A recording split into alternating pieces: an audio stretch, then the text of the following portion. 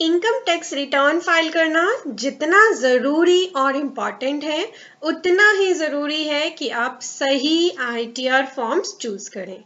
आप सभी के लिए आईटीआर के 7 फॉर्म्स अवेलेबल हैं और उन 7 फॉर्म्स में से कौन सा आईटीआर फॉर्म आपके लिए है ये बता रही हूँ इस वीडियो में।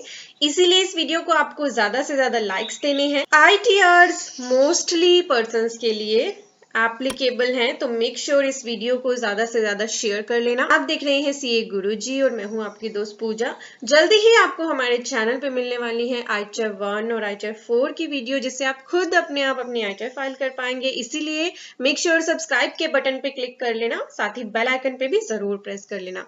और अगर आपको अपनी आईटीआर फाइल करने में दिक्कत आए तो हम आपको वेबसाइट सजेस्ट करते हैं जो आपको स्क्रीन पे दिख रही है www.legalsahayak.com।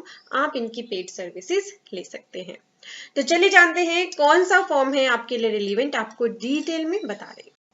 हमारे पास कितने आईटीआर फॉर्म्स अवेलेबल हैं? आईटीआर 1 टू आईटीआर 7 यानी कि 7 आईटीआर फॉर्म्स हमारे पास अवेलेबल हैं।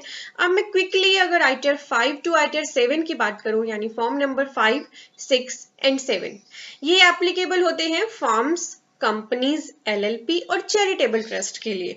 तो इनमें हमें कोई कंफ्यूजन नहीं है, इनको आप सिंपली पिक कर सकते हैं अगर आपकी फार्म है, कंपनी है, एलएलपी है या चैरिटेबल ट्रस्ट है।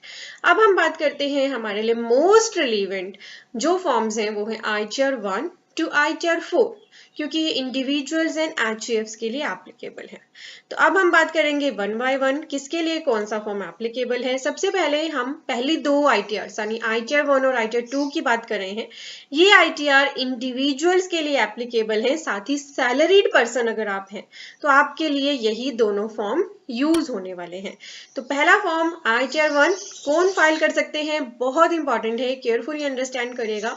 अगर आप इंडिविजुअल हैं बीइंग अ रेजिडेंट, तो आपका ऐसा इंडिविजुअल होना जरूरी है जो है इंडिया का रेजिडेंट, यानी जो नॉट ऑर्डिनरी रेजिडेंट नहीं है वो आईटीआर 1 फाइल करेगा। अगर आप रेजिडेंट हैं और इंडिविजुअल हैं तो आपके लिए है आईटीआर 1 पहली कंडीशन।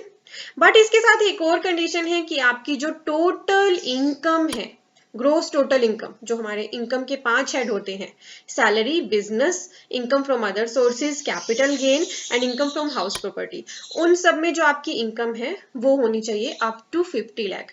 अगर कोई ऐसा इंडिविजुअल है जो इंडिया का रेजिडेंट है पर अगर उसकी टोटल इनकम 50 लाख से एक्सीड करती है तो वो आईटीआर 1 को यूज नहीं कर पाएंगे। तो मोस्ट इंपॉर्टेंट सबसे पहले आपको यही देखना है कि अगर आप रेजिडेंट इंडियन है और आपकी total income up to 50 lakh है तो आपके लिए आईटीआर 1 बिल्कुल एप्लीकेबल है। अब फिर से कुछ कंडीशंस हैं कि अगर आपकी इनकम सैलरी से है तो आप आईटीआर 1 फाइल कर लीजिए, नो इशू। अगर आपकी इनकम हाउस प्रॉपर्टी से है और एक ही हाउस प्रॉपर्टी आपके पास है तो आप इस फॉर्म को भर पाएंगे, पर अगर एक से ज्यादा है तो आईटीआर 1 आपके लिए नहीं है। और अगर आपकी इनकम अदर सोर्स से है तो भी आप आईटीआर 1 को यूज कर सकते हैं। मतलब आपकी इनकम या तो इन तीनों सोर्स से या फिर इनमें से किसी एक सोर्स से है तो आप आईटीआर 1 फाइल कर सकते हैं। और हो सकता है किसी पर्सन की छोटी मोटी एग्रीकल्चर इनकम भी हो, सैलरीड पर्सन है, थोड़ी सी जमीन है उसके पास, उससे उसको थोड़ी बहुत एग्रीकल्चर इनकम आ जाती है जो अगर 5000 रुपीज तक है तो फिर तो आईटीआर 1 फाइल कर लेना। पर अगर 5000 रुपए से ज्यादा है आपकी एग्रीकल्चर इनकम तो आप आईटीआर 1 फाइल नहीं कर पाओगे। तो ये है कौन फाइल कर सकता है आईटीआर 1। अब हम जान लेते हैं ऊपर की कंडीशंस के अलावा भी कौन पर्सन आईटीआर 1 को फाइल नहीं कर सकते। स्पेसिफिकली गवर्नमेंट ने बताया है कि अब अगर कोई इंडिविजुअल है जो डायरेक्टर है किसी कंपनी में या फिर उसने अनलिस्टेड इक्विटी शेयर्स में इन्वेस्ट किया हुआ है तो ऐसे पर्सन वेदर उनकी इनकम सिर्फ सैलरी से ही है तब भी आईटीआर 1 फाइल नहीं कर सकते। और साथ ही बिजनेसमैन के लिए तो आईटीआर 1 फॉर्म है ही नहीं, क्योंकि वहां पर बिजनेस की ऑप्शन आपको मिलेगी ही नहीं। तो आप चाहें तो यहाँ पर इसका ले सकते हैं screenshot. This is very relevant कि आईटीआर 1 कौन पर्सन फाइल कर सकते हैं। तो मोस्टली जितने भी सैलरीड पर्सन है ना वो आईटीआर 1 फॉर्म को ही फाइल करते हैं। ठीक है, अगर उनकी इनकम 50 लाख से ज्यादा है तो ये फॉर्म उनके लिए रिलीवेंट नहीं है। अब मेरे पास आईटीआर 1 के टाइम पे सबसे ज्यादा क्वेरी ये आती है कि हम सैलरी तो ले ही रहे हैं, साथ ही हमारी छोटी मोटी इनकम कमीशन से भी आ जाती है। तो इसका आंसर मैं दूंगी वीडियो के एंड में, तो मेक श्योर वीडियो के एंड तक जुड़े रहना कि अगर आपका कमीशन से भी इनकम सोर्स है तो क्या आप आईटीआर 1 आईटीआर 2 और आईटीआर 4 फाइल कर सकते हो या नहीं। और साथ ही मेरे पास आईटीआर 1 के टाइम पर ये क्वेरी बहुत ज़्यादा आती है कि हमारी इनकम शेयर्स से भी है, शेयर्स में हम ट्रेड करते हैं, उस पर लॉस होता है या प्रॉफिट होता है, तो कौन सी आईटीआर फाइल करनी है। तो शेयर ट्रेडिंग अगर आप करते हैं, डीमेट अकाउंट है आपका, शेयर्स परचेज करते हैं, सेल करते हैं, प्रॉफिट अर्न करते हैं या लॉस आपको हो रहा है, तो फिर आपको चूज करनी है आईटीआर 3 ना। चले बढ़ते हैं, अब जानते हैं आईटीआर 2 के बारे में। कौन पर्सन अब फाइल कर सकते हैं आईटीआर 2।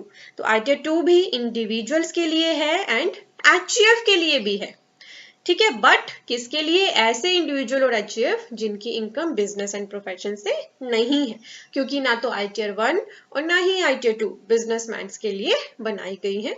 ये other than businessman and professionals के लिए आईटीआर होती है। तो अगर आप इंडिविजुअल एंड एचयूएफ है, चाहे आप रेजिडेंट हैं या एनआरआई, दोनों ही केसेस में आप आईटीआर 2 फाइल कर सकते हैं। तो अगर मैं एनआरआई की बात करूं, वो सोच रहे थे हमें कौन सा आईटीआर फॉर्म भरना है, तो आपके लिए है आईटीआर 2। साथ ही आईटीआर 2 में आप अपनी इनकम फ्रॉम कैपिटल गेन भी दिखा सकते हो। एक से ज्यादा आपकी हाउस प्रॉपर्टी है तब भी आप इसे ऑप्ट कर सकते हो। एग्रीकल्चर इनकम आपकी 5000 से ज्यादा है तब भी आप इसे ऑप्ट कर सकते हो। तो अगर हम ऐसा माने कि जो आईटीआर 1 फाइल नहीं कर पा रहा है वो आईटीआर 2 फाइल कर सकता है, ठीक है। और इस आईटीआर को कौन फाइल नहीं कर सकता? वो पर्सन फाइल नहीं कर सकते जो डायरेक्टर है किसी कंपनी में या जिन्होंने अनलिस्टेड इक्विटी शेयर्स में इन्वेस्ट किया है और जो बिजनेसमैन है। अब आईटीआर 1 और आईटीआर 2 के लिए एक क्वेरी और आती है, एक कैजुअल इनकम होती है। कई बार हमें कोई लॉटरी लग गई, ठीक है, हमने विन किया लॉटरी से, ऐसी कोई इनकम हमारे पास है, तो क्या हम आईटीआर 1 फाइल कर सकते हैं? जी नहीं, आईटीआर 1 तो आप इस केस में फाइल नहीं कर सकते, बट आप इस केस में आईटीआर 2 फाइल कर सकते हो, ठीक है। तो अगर आपकी कोई विनिंग फ्रॉम लॉटरी वगैरह की इनकम है तो उस केस में आप आईटीआर 2 फाइल कर सकते हो। तो आपने दो आईटीआर फॉर्म के बारे में पर्टिकुलर जान लिया है, आप यहाँ इसका भी स्क्रीनशॉट ले सकते हो। तो एनआरआईज के लिए बेसिकली जो आईटीआर फॉर्म है वो आईटीआर 2 है। अगर आपकी फॉरेन एसेट्स हैं या आप नॉन रेजिडेंट इंडियन हैं तो आपके लिए है आईटीआर 2। या फिर आपने विन किया है किसी लॉटरी से या हॉर्स रेस में तो भी आप आईटीआर 2 फाइल करेंगे। और अगर आप एक से ज्यादा हाउस प्रॉपर्टी होने की वजह से आईटीआर 1 फाइल नहीं कर पा रहे हो तो आईटीआर 2 भरोगे। या फिर अगर आपकी एग्रीकल्चर इनकम भी तो आप फिर आईटीआर 2 ही फाइल करोगे, ठीक है। तो आपको इन चीजों का ध्यान रखना है और इस हिसाब से अपनी आईटीआर को केयरफुली चूज करना है। आईटीआर 2 के बाद अब हम डायरेक्टली जाएंगे पहले आईटीआर 4 पे। अब हम बात करते हैं वो पर्सन जिनकी इनकम बिजनेस एंड प्रोफेशन से भी है, तो उनके लिए जो मोस्ट रिलेवेंट फॉर्म है वो है आईटीआर 4 और आईटीआर 3। पहले हम आ रहे हैं आईटीआर 4 पे। तो कौन पर्सन आईटीआर 4 फाइल कर सकते हैं? ये फॉर्म इंडिविजुअल्स के लिए भी है, एचयूएफ के लिए भी है, फार्म के लिए भी है। बट कौन सी फार्म? जो अदर देन एलएलपी है, बट फार्म्स इसे बहुत ही कम केसेस में ऑप्ट करती हैं। उसका रीजन है क्योंकि इसमें प्रिजम्पटिव बेसिस पे इनकम दिखानी होती है, इसीलिए फार्म्स इसे बहुत ही कम ऑप्ट करती हैं। तो अगर आप इंडिविजुअल एचयूएफ फार्म है अदर देन एलएलपी, आप डिक्लेयर कर सकते हैं अपनी इनकम फ्रॉम प्रिजम्पटिव बिजनेस। इसके लिए हमारे पास 3 सेक्शन है, section 44AD, 44ADA and 44AE।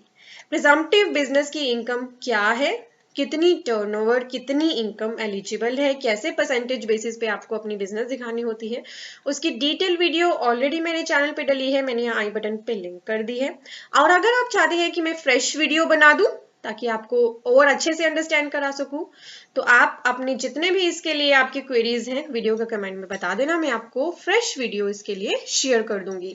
वैसे आपको थोड़ा सा अगर मैं यहाँ पर ब्रीफ करूं तो यहाँ पे क्या होता है कि आप अपनी टर्नओवर दिखाते हो पर उस पे कोई एक्सपेंस क्लेम नहीं करते हो, डायरेक्टली टर्नओवर का स्पेसिफिक परसेंट एज इनकम दिखा देते हो, जो होता है 6 या 8% अंडर सेक्शन 44AD।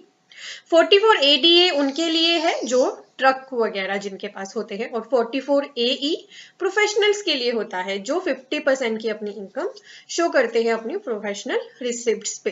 तो ये फॉर्म उनके लिए भी रिलेवेंट है अगर आप सैलरी भी अर्न कर रहे हैं कहीं से और आप बिजनेस भी कर रहे हैं, ठीक है। तो भी ये फॉर्म आप यूज कर सकते हैं, क्योंकि कई बार लोग क्या करते हैं कि पार्ट टाइम जॉब करते हैं और पार्ट टाइम अपना बिजनेस करते हैं, तो उनके लिए भी आईटीआर 4 ही रेलिवेंट होता है। साथ ही बहुत सारे लोग ना रिटेनरशिप बेसिस पे जॉब कर रहे होते हैं किसी जगह पे, और उनका टीडीएस एवरी मंथ 10% कटता है जितना भी उनका पे आउट होता है, तो उस केस में भी आईटीआर 4 उनके लिए एप्लीकेबल है।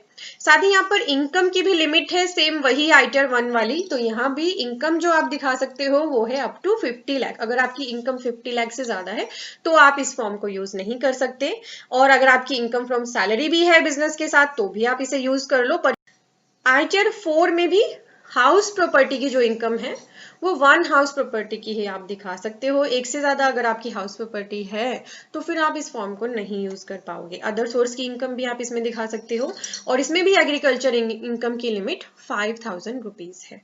तो मेक श्योर ये सभी कंडीशंस अगर आप फुलफिल कर रहे हो तो आप इस फॉर्म को यूज कर सकते हो। और आईटीआर 4 की डिटेल वीडियो आपको मेरे चैनल पे मिलने वाली है। जैसे ही आएगी यहाँ आई बटन पे आपको लिंक में मिल जाएगी। आप जानते हैं कौन पर्सन इसे फाइल नहीं कर सकते। जैसा कि हमने बात की है, किसी कंपनी में अगर कोई पर्सन डायरेक्टर है या फिर उन्होंने अनलिस्टेड इक्विटी शेयर में इन्वेस्ट किया है तो वो आईटीआर 4 को भी यूज नहीं कर सकते। और साथ ही अगर आपने इनकम अर्न की है कमीशन और ब्रोकरेज से, मेक श्योर ये फॉर्म आईटीआर 4 फिर आपके लिए नहीं है। तो मेरे पास सबसे ज्यादा क्वेरी आती है एलआईसी एजेंट्स की या फिर कमीशन एजेंट्स की। वो मुझसे यही पूछते हैं कि क्या हम आईटीआर 4 यूज कर सकते हैं। नहीं, आपके लिए आईटीआर 4 फॉर्म नहीं है। तो कौन सा फॉर्म आपके लिए रिलेवेंट है बताऊंगी इस वीडियो के एंड में, जुड़े रहना वीडियो के एंड तक। आप जानते हैं आईटीआर 3 जिसे हमने मिस किया था, आईटीआर 3 कौन पर्सन फाइल कर सकते हैं, कोई भी इंडिविजुअल या एचसीएफ जिसकी इनकम है बिजनेस एंड प्रोफेशन से। तो अगर शॉर्ट में बोलूं, अगर आप ना तो आईटीआर 1 ऑप्ट कर पाए, ना 2 ऑप्ट कर पाए, ना 4 ऑप्ट कर पाए, और आप ना ही कंपनी है, ना फर्म है, ना एलएलपी है, ना चैरिटेबल ट्रस्ट है, तो है आपके लिए आईटीआर 3, क्योंकि इसमें सभी ऑप्शंस हैं।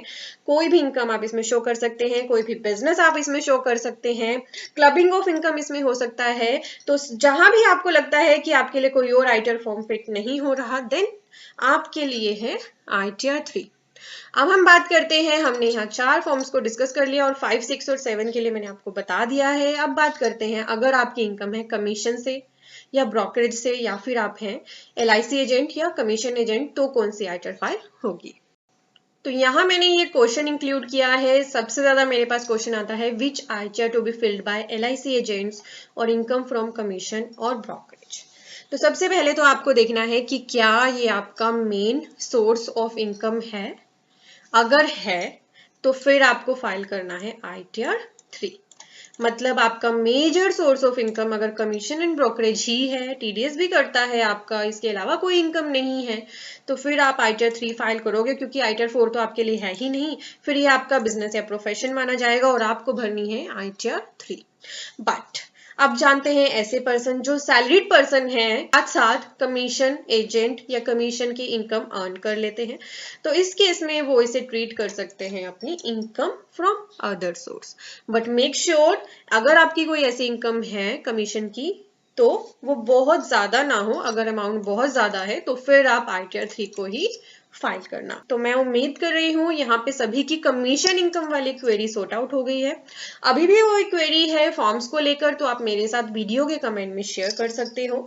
इंपॉर्टेंट वीडियो है, लाइक नहीं की है तो जल्दी से लाइक के बटन पे प्रेस कर दो। और भी इंपॉर्टेंट आईटीआर की वीडियो, साथ ही हम जीएसटी की वीडियोस भी अपने चैनल पे डालते हैं और साथ ही एक्सेल की वीडियोस भी अपने चैनल पे डालते हैं। तो मेक श्योर हमारे चैनल को सब्सक्राइब जरूर कर लेना। Thank you for watching, bye bye. Important videos को देखने के लिए हमारे चैनल के सब्सक्राइब बटन पे तो क्लिक कर ही दीजिए, साथ ही दिया गया है एक बेल आइकन, इस पे जरूर प्रेस कर लें। इससे फायदा क्या होगा कि आपको हमारी वीडियोस की सभी नोटिफिकेशंस मिल जाएंगी सबसे पहले, और आप कोई भी इंपॉर्टेंट वीडियो मिस नहीं करेंगे। लेटेस्ट अपडेट्स के लिए सब्सक्राइब करें सीए गुरुजी चैनल को, बेल आइकन पे क्लिक करें सभी नोटिफिकेशंस के लिए, और ये करना बिल्कुल फ्री है।